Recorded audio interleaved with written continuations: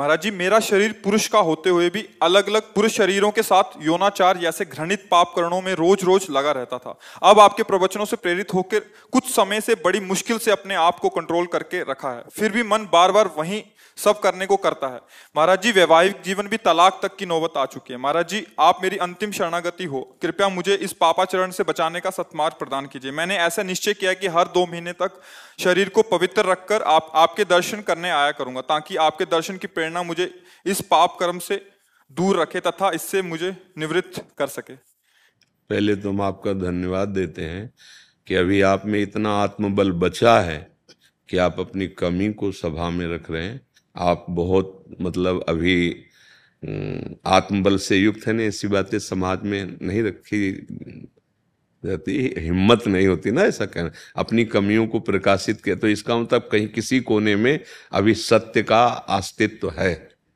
देखो, ये तुम्हारी ही गलती नहीं है, ये संपूर्ण सृष्टि में काम अपना तांडव मचाए हुए। भाई हम चुप हैं, तुम चुप हो, लेकिन तुम मुखर हो गए तो सबकी दृष्टि तुम्हारे पे जाएगी। फिर लौट के अगर अपने हृदयों में देखा जाए तो कुछ ऐसा ही है सबका जीवन। ओपन हो गई तो फिर मुख में कालिक पोती, समाज का ऐसा स्वरूप। लेकिन जो कालिक पोत रहा वो भी अपने हृदय को देखे। काम कोई ऐसा नहीं कि किसी को बख्श दे, उसी को बख्शता है जिसने भगवान को आश्रयदाता मानकर और भजन शुरू किया। अब तुम्हारे प्रश्न का उत्तर देते हैं। ये काम सुख बुद्धि होने के कारण आदरणीय और प्रिय हो गया, नहीं हुआ? सुख मिलने के कारण। आप ईमानदारी से बताओ, क्या आज तक आपको तृप्ति हुई? सच्ची बताना। नहीं ना? आज भी वही चाह है जो पहले से थी। इसका मतलब कभी नहीं हो सकती, क्योंकि वहां नहीं है सुख। विचार खुले, जब आपने प्रश्न किया तो इस शरीर में है क्या? इस शरीर में है क्या? मल और मूत्र के ही तो द्वार हैं, जहां छू जाने पर हाथ हमको पवित्र करना पड़ेगा। क्या है? दुर्गंध युक्त, चाहे जितना सुगंधित पेय पियो, भोजन पाओ, 6 घंटे बाद दुर्गंध युक्त मल बन जाएगा।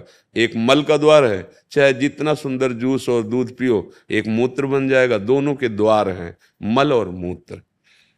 उसके सेवन का केवल एक ही मार्ग बताया गया है कि संतानोत्पत्ति रूपी जो भगवान की सृष्टि का क्रम है, उसकी पूर्ति के लिए काम का आदर किया गया है।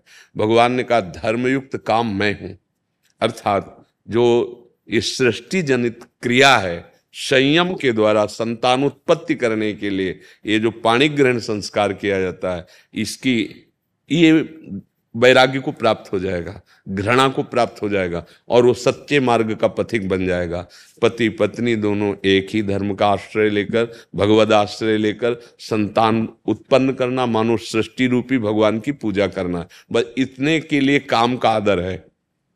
ये व्यर्थ में गंदे आचरण करना है। ये जो अभी इन्होंने प्रश्न के पहले हमें बताया, क्योंकि हम तो बच्चापन से गंगा किनारे रहे, शास्त्र की बात तो हमें पता है, लेकिन ऐसा पता कि स्त्री स्त्री से आसक्त हो जाए, हमने तो सुना है मोह है न नारी नारी के रूपा।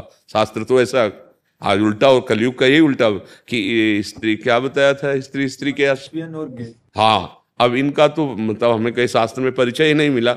ये तो मतलब कलयुग की देन हो रही है।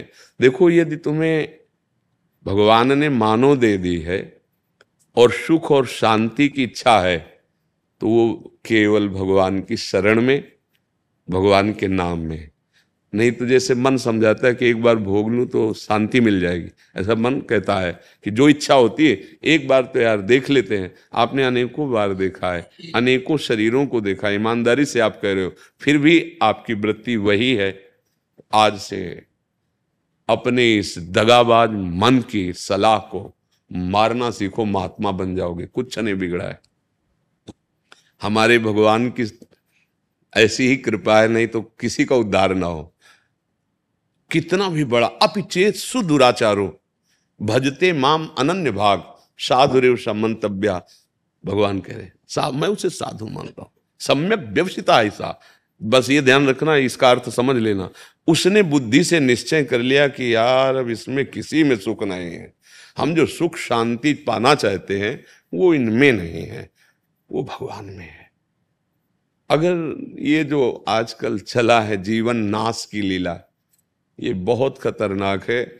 जैसे बच्चे गंदे आदतों में फंसते चले जा रहे हैं।